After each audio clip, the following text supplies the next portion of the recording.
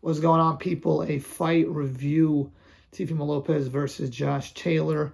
It was electric. I was there. The crowd was wild. Taylor's fan base was there. Some of them, a lot of them made the trip. It seemed like they were holding the flag. Teofimo Lopez fan base was there. Good atmosphere. Very exciting fight.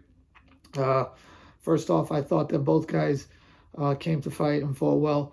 I think that Josh Taylor was doing a lot of good work early. I thought that he was correctly aggressive early, landing the short, left hands early, jabbing, fighting well on the inside. And I thought a lot of his good work, many of the fans that I saw on Twitter and a lot of the boxing pundits who were scoring the fight were not regarding. I gave Josh Taylor each of the first 3 rounds. The second round was a swing. You could have had it either way. But then Teofimo Lopez's big advantages in speed and power gave him a big edge. And I think after around round 7 or 8, Teofimo Lopez really took over the fight and was hurting Josh Taylor.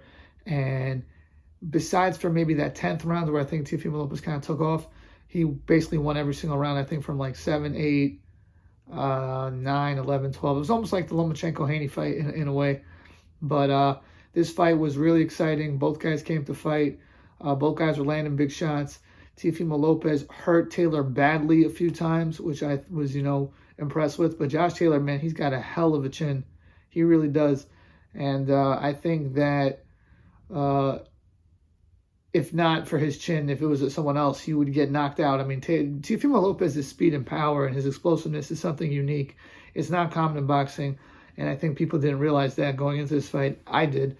But I think a lot of people didn't. And he showed the difference in athleticism. I think Josh Taylor at times was a little flat-footed. I think he stayed at that weight a little bit too long. I think that he knows he can't go up to 147, and he's probably not going to beat the big dogs, Errol Spence, Terrence Crawford, people like that. I think that Teofimo Lopez is here. He's ready. He's right. I think him being the more active fighter helped him. And I know Josh Taylor said the layoff had nothing to do with it, and he was being classy in defeat. And I like that he's a proper sportsman, but it might have had something to do with it. But I just think Teofimo Lopez has a rare case of speed and power that is hard to overcome. And I think Josh Taylor being a southpaw, that leaves him vulnerable to the right hand. I think Josh Taylor liking to, impose himself and fight on the inside and use his engine, that makes it a difficult style for him. I think Teofimo Lopez always matched up very well with Josh Taylor, and I think Josh Taylor would always have a tough time with Teofimo Lopez.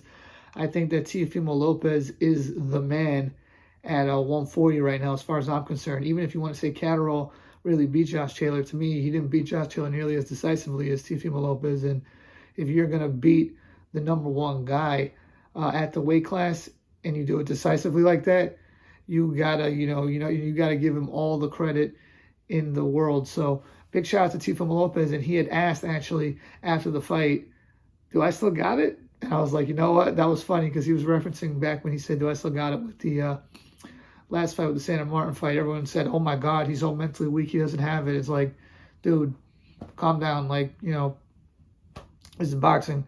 And people, are just mic'd up more now. So that's just all that is. But people have self-doubts. You see great athletes that talk about it on these podcasts and stuff, how they have to go through different trials and tribulations from all sports and overcome them. So I think people are just so quick to bash Teofimo Lopez. He was saying some crazy stuff in the lead up to the fight. He apologized to Josh Taylor.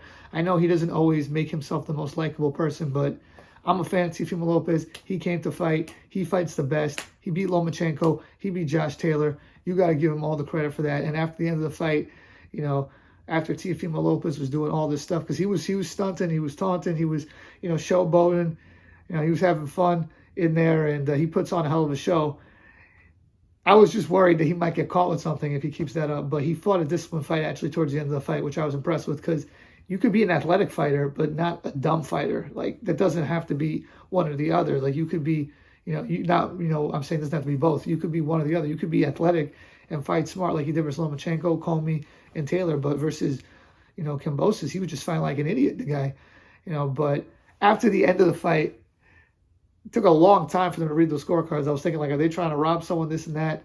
Because I had it 7-5. You could have had it 8-4, in my opinion. I saw a lot of people online had like 9-3, 10-2. I don't agree with that at all. I thought the 2 judges had 7-5 were right, but a clear win for Teofimo Lopez, don't get me wrong. I thought that Teofimo had dominated the second half of that fight. And when you're at the fight, the rounds go by so fast. I was like, wow, we're already in round 10? Like, it was so weird. Like, it's so crazy. Sometimes, like, when it's a big fight, like, the fight just seems to go fast, I guess. But he asked at the end of the fight, Teofimo Lopez, are you not entertained? And in my mind, I was thinking, like, yeah, you know what? I am. Teofimo Lopez is on the pound-for-pound list as far as I'm concerned. Teofimo Lopez is the top dog at 140. Let me know what you guys think. Please like, share, comment, subscribe. Peace.